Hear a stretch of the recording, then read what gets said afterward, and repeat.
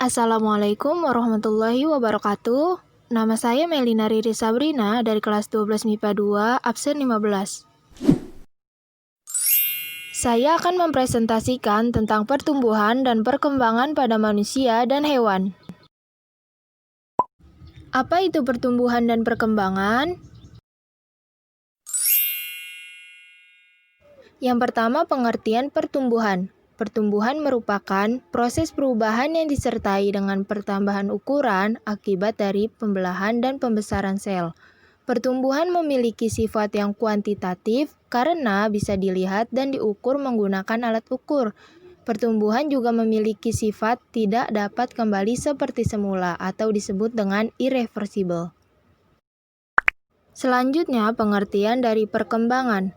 Perkembangan merupakan perubahan bentuk atau tipe sel menjadi lebih spesifik atau terspesialisasi, dan proses menuju kedewasaan akibat adanya perubahan struktur dan fungsi sel, termasuk pembentukan jaringan dan organ. Perkembangan tidak dapat diukur menggunakan alat tertentu, sehingga perkembangan ini sifatnya kualitatif, dan juga memiliki sifat reversibel atau bisa kembali seperti semula. Terdapat dua faktor yang mempengaruhi perkembangan dan pertumbuhan. Yang pertama yaitu faktor internal yang terdiri dari gen dan hormon. Yang kedua, faktor eksternal terdiri dari nutrisi, cahaya matahari, serta kondisi lingkungan. Selanjutnya, saya akan membahas pertumbuhan dan perkembangan pada manusia terlebih dahulu. Pola pertumbuhan dan perkembangan manusia terbagi menjadi dua fase. Yang pertama yaitu fase embrionik dan yang kedua fase pasca embrionik. Yang pertama, fase embrionik. Apa sih fase embrionik itu? Fase embrionik adalah pertumbuhan dan perkembangan embrio dan fetus di dalam uterus saat masa kehamilan atau disebut dengan gestasi hingga masa melahirkan. Berikut merupakan tahap perkembangan dan pertumbuhan janin dari minggu ke minggu. Minggu ke-1 dan ke-2. Minggu ke-1 dan ke-2 ini sudah memasuki tahap persiapan kehamilan. Konsepsi atau peristiwa bertemunya sel telur dengan sel sperma umumnya terjadi sekitar 2 minggu setelah periode menstruasi terakhir dimulai. Artinya, pada 2 minggu pertama usia kehamilan, itu belum benar-benar hamil, namun sudah masuki tahap persiapan kehamilan. Minggu ketiga. Minggu ketiga terjadi tahap fertilisasi. Selama minggu ini terjadi penyatuan sperma dan sel telur di salah satu tuba falopi untuk membentuk zigot. Setelah pembuahan, zigot akan menuruni tuba falopi menuju ke rahim. Kemudian membentuk sekelompok sel yang disebut dengan morula. Minggu keempat. Pada minggu ini terjadi implantasi dan terbentuknya plasenta. Implantasi merupakan proses di mana morula berkembang menjadi blastokista, kemudian menanamkan diri ke dalam lapisan rahim yang disebut dengan endometrium. Dalam blastokista, kelompok sel dalam akan menjadi embrio, sedangkan lapisan luarnya akan membentuk plasenta. Minggu ke-5, terjadi peningkatan kadar hormon. Pada periode ini, kadar hormon HCG yang diproduksi oleh blastokista akan meningkat secara signifikan.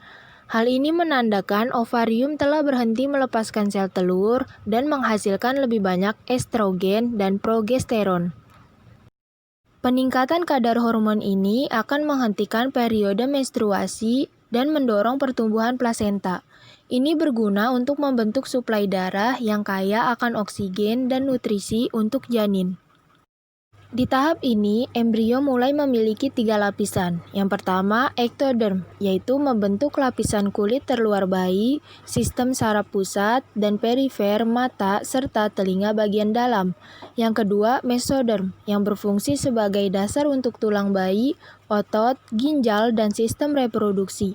Yang ketiga, endoderm, yaitu tempat paru-paru, hati, pankreas, dan usus bayi akan berkembang. Minggu ke-6, tabung saraf menutup. Pada periode ini, pipa saraf di sepanjang punggung bayi akan tertutup. Otak dan sumsum tulang belakang akan mulai berkembang.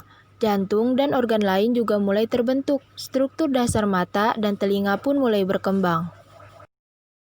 Minggu ke-7, kepala bayi berkembang. Perkembangan janin trimester pertama dilanjutkan dengan tumbuhnya otak dan wajah bayi. Bentuk hidung mulai terlihat dan retina pun terbentuk. Awal perkembangan tangan dan kaki janin pun terjadi pada periode trimester pertama ini. Telinga bagian dalam juga mulai berkembang. Minggu ke-8. Perkembangan janin di minggu ke-8 trimester pertama ditandai dengan jari-jari yang sudah mulai terbentuk. Bentuk telinga dan mata bayi mulai menjadi semakin jelas. Bibir atas dan hidung telah terbentuk. Calon tulang dan leher pun mulai lurus. Pada periode ini, bayi berukuran sekitar setengah inci. Minggu ke-9. Lengan dan siku janin mulai muncul. Jari-jari terlihat, kelopak mata terbentuk, dan kepala bayi mulai membesar. Pada akhir minggu ini, panjang bayi sekitar 3/4 inci. Minggu ke-10. Pada periode ini, kepala bayi menjadi lebih bundar. Janin mulai bisa menekuk sikunya. Jari-jari semakin panjang, kelopak mata dan telinga luar terus berkembang. Tali pusat pun terlihat jelas. Minggu ke-11. Selama minggu ini, wajah bayi melebar, mata terpisah jauh, kelopak mata menyatu, posisi telinga rendah, dan tunas gigi muncul. Sel darah merah mulai terbentuk di hati bayi. Akhirnya, alat kelamin eksternal bayi mulai berkembang menjadi penis atau klitoris dan labia mayora. Minggu ke-12. Perkembangan janin di trimester pertama diakhiri dengan tumbuhnya kuku. Wajah bayi semakin jelas dan organ tubuh seperti usus mulai terbentuk. Panjang bayi saat ini sekitar 2,5 inci dengan berat badan sekitar 14 gram. Minggu ke-13, terbentuknya urin. Pada periode ini, janin mulai memproduksi urin, melepaskannya ke dalam kantong ketuban, dan membuat cairan amniotik. Tulang mulai mengeras, terutama bagian kepala dan tulang panjang. Kulit bayi masih tipis dan transparan. Minggu ke-14, organ vital bayi semakin jelas. Memasuki minggu ke-14, leher bayi menjadi lebih jelas dan sel darah merah terbentuk dalam limfa. Jenis kelaminnya pun akan semakin jelas. Minggu ke-15, pola kulit kepala bayi mulai berkembang. Perkembangan tulang berlanjut dan akan terlihat pada gambar ultrasound dalam beberapa minggu. Pola kulit kepala dan rambut bayi juga mulai terbentuk. Minggu ke-16, mata bayi dapat bergerak. Di sini, posisi kepala bayi mulai tegak. Matanya dapat bergerak meski perlahan. Telinganya hampir mencapai bentuk yang sempurna. Minggu ke-17, kuku bayi semakin berkembang. Selain munculnya kuku jari kaki, perkembangan janin trimester kedua di minggu ke-17 ini memperlihatkan bayi semakin aktif dalam kantung ketuban, berguling, dan membalik. Jantungnya mampu memompa sekitar 100 liter darah setiap hari. Minggu ke-18, bayi mulai mendengar. Memasuki minggu ke-18, telinga bayi mulai menonjol di sisi kepalanya dan kemungkinan mulai dapat mendengar. Matanya mulai menghadap ke depan dan sistem pencernaannya sudah mulai bekerja. Minggu ke-19, berkembangnya lapisan pelindung. Pada periode ini, lapisan berminyak yang disebut vernix caseosa mulai menutupi bayi. Sementara itu, uterus dan saluran vagina mulai terbentuk pada janin perempuan. Minggu ke-20, pertengahan kehamilan. Setengah jalan menuju kelahiran, bayi akan tidur dan bangun secara teratur.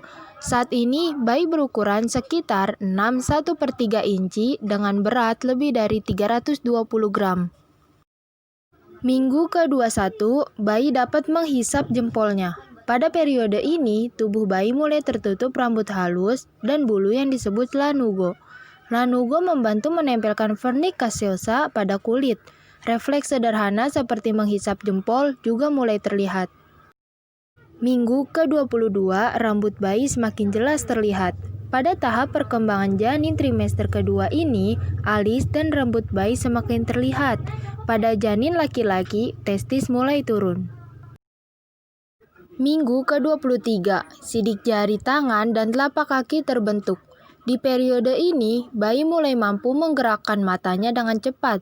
Pola-pola mulai terbentuk di telapak tangan dan kaki yang nantinya akan berkembang menjadi sidik jari dan jejak kaki. Minggu ke-24, kulit bayi berkerut. Memasuki minggu ke-24, kulit bayi mulai mengerut, berubah dari merah muda menjadi merah karena darah yang mengalir di sepanjang pembuluh kapiler. Minggu ke-25, bayi mampu merespons suara. Pada periode ini, bayi kemungkinan mulai dapat merespons suara yang sudah dikenal, seperti suara ibunya. Minggu ke-26, paru-paru mulai berkembang. Di sini, paru-paru bayi mulai memproduksi surfaktan, zat yang memungkinkan kantung udara di paru-paru mengembang dan mencegahnya saling menempel ketika paru-paru mengempis.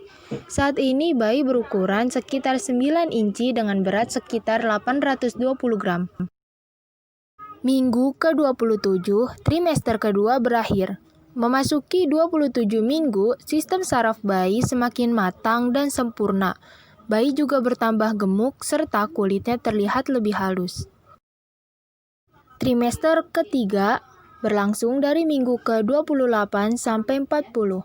Ada banyak tantangan fisik dan emosional yang mesti ibu hamil hadapi pada trimester ketiga ini. Dari perkembangan bayi sendiri, bayi dianggap sudah cukup matang pada akhir minggu ke-37 dan hanya menunggu waktu untuk lahir. Sekitar minggu ke-32, tulang-tulang bayi telah terbentuk sepenuhnya. Bayi juga bisa membuka dan menutup matanya serta merasakan cahaya. Selain itu, tubuh bayi akan mulai menyimpan mineral seperti zat besi dan kalsium. Fase pasca embrionik. Fase pasca embrionik merupakan proses pertumbuhan dan perkembangan yang terjadi setelah lahir. Dalam tahap ini, bayi sudah bisa bernafas dengan sendirinya dan semua tubuhnya sudah bisa bekerja secara normal. Fase ini dimulai dari bayi sampai manula. Berikut merupakan ilustrasinya.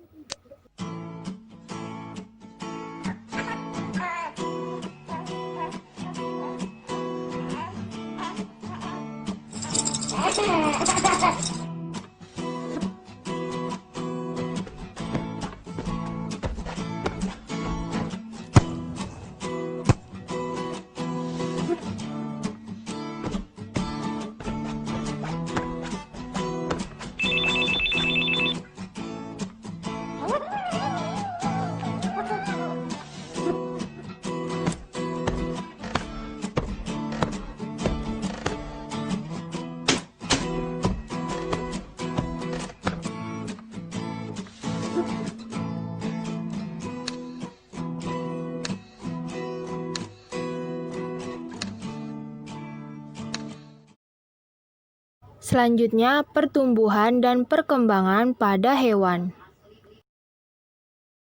Pertumbuhan dan perkembangan hewan dibagi menjadi dua fase, yaitu fase embrionik atau fase pertumbuhan dan perkembangan yang dimulai dari zigot hingga terbentuk embrio sebelum menetas atau lahir, dan fase pasca embrionik yaitu fase pertumbuhan dan perkembangan yang dimulai sejak lahir atau menetas hingga dewasa. Fase embrionik. Terjadi pembuahan atau fertilisasi, kemudian terbentuk zigot, lalu zigot tersebut mengalami pertumbuhan dan perkembangan dalam beberapa tahap, yaitu pembelahan zigot, tahap morula, blastula, gastrula, dan pembentukan organ atau organogenesis. Fase pasca embrionik. Fase pasca embrionik atau fase pertumbuhan dan perkembangan yang dimulai sejak lahir atau menetas hingga dewasa. Fase ini tidak ada embrio yang terbentuk. Metamorfosis. Metamorfosis ialah perubahan bentuk tubuh secara bertahap dari telur hingga dewasa. Metamorfosis ini terjadi pada serangga dan amfibi. Berdasarkan prosesnya, metamorfosis dibagi menjadi dua, yaitu metamorfosis sempurna dan metamorfosis tidak sempurna. Pertama, metamorfosis sempurna. Metamorfosis sempurna adalah metamorfosis yang ditandai dengan adanya fase kepompong atau pupa. Metamorfosis ini memiliki bentuk larva dan dewasa. Berikut adalah tahapan metamorfosis sempurna, dimulai dari telur, larva, pupa atau kepompong, serta dewasa atau imago. Contoh hewan yang mengalami metamorfosis sempurna antara lain kupu-kupu, lalat, dan lebah. Yang terakhir, metamorfosis tidak sempurna. Metamorfosis tidak sempurna adalah metamorfosis antara bentuk serangga yang baru menetas dengan serangga dewasa yang tidak jauh berbeda. Tahapan metamorfosis tidak sempurna yaitu telur, nimfa, imago. Contoh hewan yang mengalami metamorfosis tidak sempurna yaitu belalang dan jangkrik. Sekian presentasi dari saya tentang pertumbuhan dan perkembangan pada manusia dan hewan. Kurang lebihnya mohon maaf. Terima kasih. Wassalamualaikum warahmatullahi wabarakatuh.